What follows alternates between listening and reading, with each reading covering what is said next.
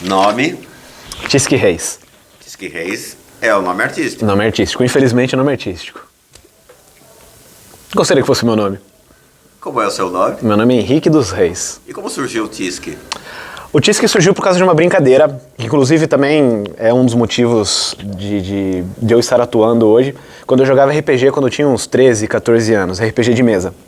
A gente tava jogando um certo sistema de jogo que era bem baseado na realidade. Era como se fosse na rua e você pode fazer você fazer o que você quiser dentro do jogo. Só que a gente queria criar a gente mesmo dentro do jogo. Eu queria criar o Henrique, aí tinha o meu amigo Bruno e o Isaac. Nós queríamos nos criar dentro do jogo. E o narrador, que era o mestre, que ditava as regras, falou, não quero, não vai ser assim. Então nós perguntamos se nós poderíamos fazer nossas versões, só que na Rússia. E aí o Bruno virou Brunovski, o Isaac virou Isakauli e o Henrique virou Rentisque. Só que o Rentisque acabou pegando. E isso acabou se tornando meu e-mail principal durante muito tempo, até que eu entrei trabalhar em 2008 numa empresa aqui na 7 de setembro, que a menina que trabalhava comigo falava, Tisque é muito difícil, vou chamar só de Tisque. E eu gostei. E aí eu acabei assumindo isso como nome artístico também, Tisque Reis, sobrenome por parte de pai. E aí, como que começou, qual foi a primeira manifestação artística depois dessa influência dos jogos, do RPG que você falou? Eu fiquei pensando durante muito tempo onde que eu poderia dar o start nessa carreira. Eu não consigo dizer um ponto em que eu me identifiquei e falei, não, eu vou atuar, eu vou fazer teatro. Mas eu sempre gostei muito em passeios de escola que iam ao teatro. Desde pequeno eu sempre gostei muito de contar histórias e fazer voz, incorporar, fazer corpo. Porque eu cresci muito com as minhas primas. Eu tenho duas primas que a diferença de idade é uma um ano mais velha e uma um ano mais nova. E a gente cresceu muito junto. Sempre elas moravam em outra cidade, mas eu sempre as visitava muito.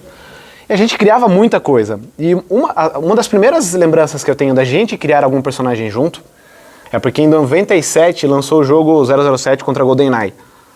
E eu era apaixonado pelo 007, eu queria ser um agente secreto e eu fingia que eu era ele.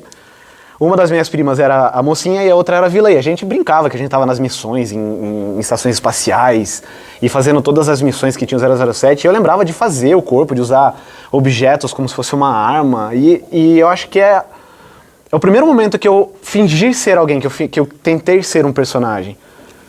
Mas tem muitas outras... Eu também já fui narrador de RPG também por muito tempo, porque cada personagem faz o seu personagem e tá engessado naquilo. Você é só aquilo e pronto. E o narrador tem a possibilidade de fazer o mundo inteiro de personagens. Desde o gnomo que tá atendendo na taverna, a mulher prostituta na rua, a um deus superior gigantesco. E eu sempre gostei de criar voz, de criar corpo, de atuar como se fosse aquele personagem. Tanto que gostavam que eu fosse o mestre narrador por causa disso. Porque eu dava vida ao jogo de RPG. Não era aquela coisa, agora você está numa estalagem de... Não, eu gostava de criar cenários. Gostava de imaginar tudo aquilo. Sempre fui muito criativo nessa parte. E eu acho que é uma mistura de um monte de coisas que foram colocando dentro do liquidificador. Um dia eu decidi bater e... Acho que está na hora de eu fazer teatro. E aí decidi fazer teatro. E como foi esse começo do teatro? Onde foi? Como foi? O primeiro contato que eu tive com teatro foi em 2004, com um professor que ele começou a dar teatro de forma totalmente informal na escola Ana Cecília Martins. Ele chamou uns gatos pingados que apareceram, que se interessaram pelo curso. Lembro que tinham 8 pessoas na sala no primeiro dia. E ele começou a dar jogos teatrais, começou a explicar o que era teatro, mas era bem o básico do básico. E lembro que ele marcou uma apresentação, no fim ficou só eu, uma menina e um outro rapaz no curso. Aí ele marcou uma apresentação no Bom Pastor do Júlio de Mesquita para os comerciantes locais. Acho que foram umas 20 pessoas a assistir. E ele montou eu e uma outra menina apresentando um poema. O Bom Pastor é o quê? Uma paróquia? Uma igreja? É uma igreja para menores de idade que tem bem ali na avenida da Américo Figueiredo, no Júlio de Mesquita. Tá. Bem perto do posto de saúde. E eu interpretava essa poesia junto com a menina, cada um falando uma estrofe como se fosse um casal brigando e se apaixonando, brigando e se apaixonando. Inclusive ganhei como melhor ator de 2, era meio que obrigação ganhar. Ganhei como melhor ator e acabei nunca mais sendo contato, porque os meus pais eram contra. Porque esse professor, eu não consigo lembrar o nome dele. Esse professor queria que eu continuasse com ele, mas ele precisava de dinheiro, precisava de investimento, ele não tinha como me bancar. E eu precisava me bancar. E os meus pais falaram, não é isso que a gente quer pra você, não, a gente não quer essa vida de vagabundo, essa vida de artista, a gente não quer isso pra você. E eu era menor de idade, eu não tinha o que fazer. Eu pensei, vou ter a minha profissão, vou correr atrás do meu futuro para que um dia eu possa bancar o meu próprio teatro. comecei a trabalhar, depois de muito tempo trabalhando, em 2008, eu entrei fazer teatro básico na ETAC, uma escola de teatro que tinha ali perto do terminal, e fiz um ano de teatro básico. Lá conheci o Carlinhos Dolles, que ele era um dos professores, e com o meu desempenho lá, ele me chamou para fazer parte do grupo Descobrir Teatro, que era um grupo fora da escola que ele tinha, e fiquei por bastante tempo com ele e fazendo a ETAC. Terminei o curso básico e fiquei muitos anos afastado. Muitos anos. Até que em 2015, eu me inscrevi para fazer teatro na Fundec, onde eu conheci você. Que a gente fez o Amor nos Tempos do Cólera, é isso? Amor nos Tempos do Cólera, exatamente. Foi a primeira peça que eu fiz sob sua direção. Aí você me chamou para fazer também na outra turma da FAD, o Antígona. É. E aí, com isso, você me chamou para fazer parte da Cia Clássica, apresentando Os Que Chegam com a Noite. Finalzinho de 2015. E aí você não parou mais? E aí eu não parei mais. Quando que surgiu o TISC diretor? Eu sempre gostei muito de escrever. Desde os meus 11 anos eu escrevo. Escrevo poesia, sempre gostei de escrever história. Estou tentando escrever desde os meus 11 anos um livro também, nunca vai para frente. Romance? É, um romance. E não sei, eu não conseguia colocar no papel tudo que estava dentro da minha cabeça. Eu consigo contar para você toda a história, em detalhes, mas eu não consigo colocar no papel. Sempre que eu estou digitando, ou na época escrevendo, eu olhava para o que eu estava criando e pensava, mas não é isso. Está diferente aqui. E não conseguia passar para o papel. E acabei desistindo dessa ideia. Até que eu fiz teatro com a Anália Marques. Ela era uma diretora de Belo Horizonte, que ela veio para cá. Eu a conheci num grupo de teatro, Os Caçadores de Tatu. Ela gostou de mim, me chamou pra gente montar um grupo. E ela me contou uma vez que sempre que você puder ouvir uma história de alguém, ouça. Pode ser que surja uma ideia de uma peça de teatro, de um personagem, de qualquer coisa pode surgir disso. E ela contou que uma vez ela estava na Bahia, em algum lugar, e ouviu uma história de um assassino que não conseguiu matar um pássaro. Um assassino de aluguel que não conseguiu matar um pássaro. E isso ficou na minha cabeça. Por que um assassino não consegue matar um pássaro? E acabou surgindo a ideia de escrever um texto chamado No Galho de uma Árvore tinha um Pássaro, que contava a história de um assassino que ele não conseguia matar alguém. E eu comecei a colocar isso no papel. Escrevi o texto e dei na mão de um amigo meu, que se dizia diretor na época, para ele dirigir e produzir e eu ia atuar como personagem principal. Só que ele começou a querer mudar demais o meu texto. E eu não consegui o desprendimento de aceitar as mudanças que ele queria fazer, acabei tirando ele e acabei assumindo a direção. Estreiei a peça dia 10 de dezembro de 2016 como ator e diretor. E gostei muito de fazer isso. Então, em 2016, essa montagem que você escreveu e dirigiu e atuou, também marca, não é, o surgimento da sua CIA de teatro? Exatamente, foi aí que eu criei a companhia de teatro CIA Provocação de Teatro, com a apresentação dessa peça. Então, No Galho de uma Árvore de um Pássaro estreia a minha entrada como diretor e também a abertura da CIA Clássica, não, desculpa, da CIA Provocação de Teatro. Por que provocação? Como surgiu esse nome? Qual a ideia? A ideia, eu quis criar a provocação uma metalinguagem. Tem duas palavras dentro da provocação. A palavra provocação em si, de provocar com os meus textos, de provocar experiências diferentes, porque eu não gosto só da ideia do público entrar aqui e assistir um teatro. Eu gosto desde da entrada, da bilheteria, já trazer uma experiência para a pessoa que está assistindo. Então eu gosto de provocar experiências, sensações, ideias diferentes nas pessoas. E também tem dentro do próprio logo da Provoque, ação, que é fazer, é construir, é provocar é o ato de provocar a pessoa, a ação em provocar o público que está me assistindo. E qual é a cara da CIA Provocação? Tem uma cara, tem uma linguagem, uma estética? Se tem, eu ainda não descobri. Porque eu já fiz o texto No Galho de uma Árvore, que é um texto surrealista. Teve Alice, um conto sem fadas, que é extremamente lúdico e fantasioso. Tem Mãe Me Perdoa, que também tem viagem no tempo. Eu não sei se... Eu acho que talvez a vertente da CIA Provocação é mexer com a vida e a morte. Porque quase todos os meus textos têm algo a ver com isso. O primeiro texto tem a morte personificada no palco. Mãe Me Perdoa, que foi meu último texto, tem também a morte personificada, tem viagem, trata a questão da vida e da morte de uma forma muito, muito abstrata e ao mesmo tempo delicada. Eu não sei qual que é a cara da CIA, a provocação de teatro ainda. Quantos textos foram encenados? Com a CIA, a provocação, tem No Galho de uma Árvore Tinha um Pássaro, teve Alice, Mãe Me Perdoa, Afeto... Acho que são 4. Produzidos 4.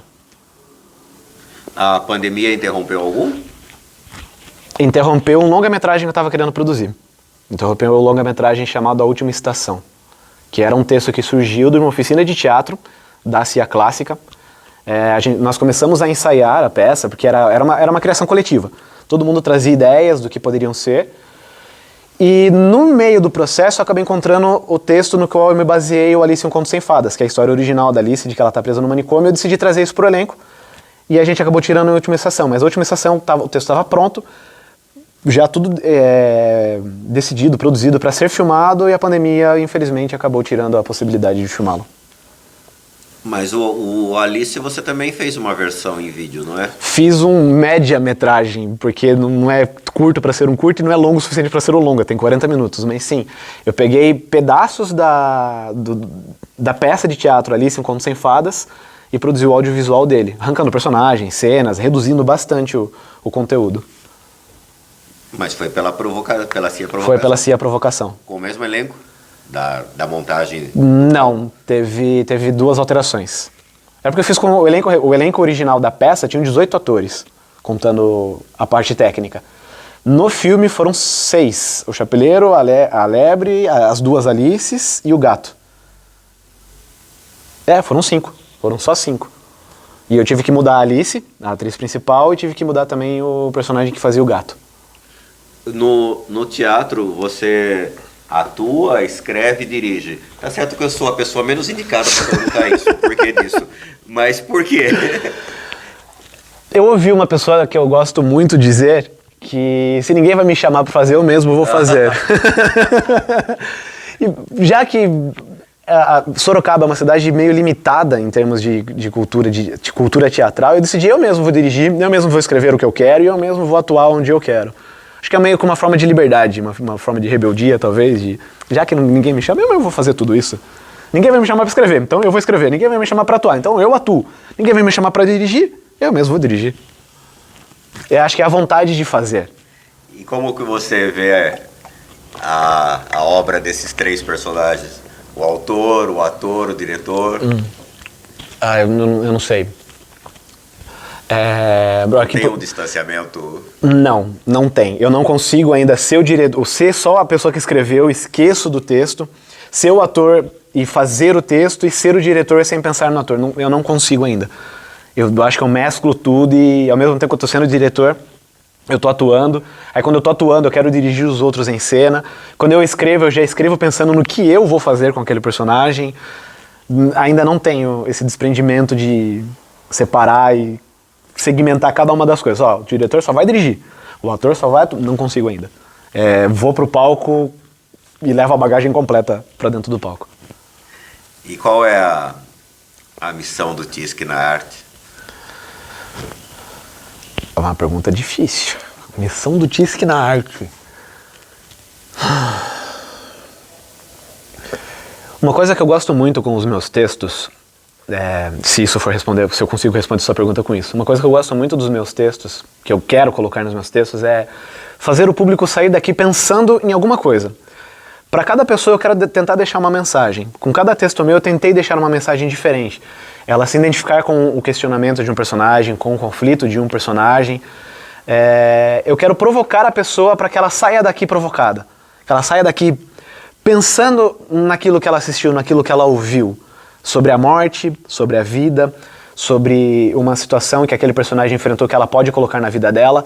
Então eu acho que a missão do TISC na arte é mudar a vida daquela pessoa, mesmo que por breves instantes dentro quando ela está no teatro. E a CIA Provocação já tem algum projeto pós-pandemia, alguma coisa engatilhada? Tenho 2 projetos com a CIA Provocação. Pode falar ou é segredo? Não, posso falar sim, que é transformar o texto Afeto, que foi escrito para o teatro, para o audiovisual. O roteiro já está pronto, já está escrito, já próprio para ser produzido no audiovisual. E se der certo, dar continuidade na Última Estação, que é um texto também que está pronto, o elenco já está praticamente selecionado, mais de 90%, teve algumas existências, mas é trazer de volta a Última Estação, tirar da gaveta a Última Estação. Legal. Tem alguma coisa que você gostaria de falar que eu não perguntei, ou que, sei lá, dentro do que a gente conversou, mas que passou meio batido e você gostaria de acrescentar? Eu gostaria de falar que a CIA Provocação, ela permitiu que desde 2018, do final de 2018, eu sobrevivesse da arte, eu vivesse da arte. Ela que conseguiu pagar as minhas contas. Porque eu sou formado em TI desde 2013, não exercia mais a função, tive que voltar a exercer agora no começo do ano, recebi uma proposta muito boa, mas não vou largar a arte, de forma alguma. E o Shopping Pátio Cienê aqui de Sorocaba me chamou para trabalhar com eles, levando ideia de... Comecei, na verdade, como oficina de teatro lá, e eles gostaram de tudo que eu criei lá, e me chamaram para alguns trabalhos pequenos. Fiz um personagem para uma divulgação do cinema, eles gostaram muito, e no começo do ano passado, de 2021, eles me chamaram para fazer um personagem coelho na Páscoa, para divulgar as redes sociais do próprio Cienê.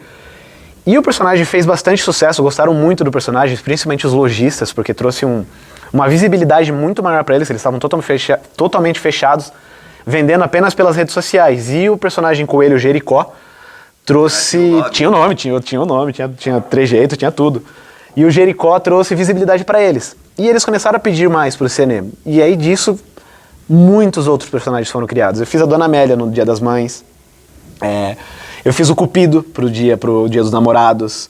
Fiz o Charlie Chaplin para promover o cinema. Fiz o Super Pai em agosto para promover o Dia dos Pais. Fiz o Maquinista agora, porque nós estávamos contando a história do Cienê através do Maquinista. Me perdoe, mas o primeiro personagem que surgiu foi o Dudu, que foi o Duende de Natal, em 2019, que o Cienê gostou muito, 2020, o Cienê gostou muito, e a partir dele me deram a possibilidade de fazer outros personagens dentro do shopping. Que foi com isso que eu consegui realmente profissionalizar e criar a CIA Provocação de fato, fiscalmente falando também. Que ela existe hoje, o CNPJ e tudo mais, por causa desses trabalhos do Cienê. Então eu devo muito a eles também, inclusive devo muito a você. Se não fosse tudo que eu aprendi com você, acho que o TISC diretor não teria existido. Ver você dirigindo, ver você criando e dando ideias e ir construindo tudo aquilo, me enchia os olhos, me encantava. E eu falava, eu quero fazer isso. Viu, né? Muito bem. Obrigado. E eu que agradeço a oportunidade.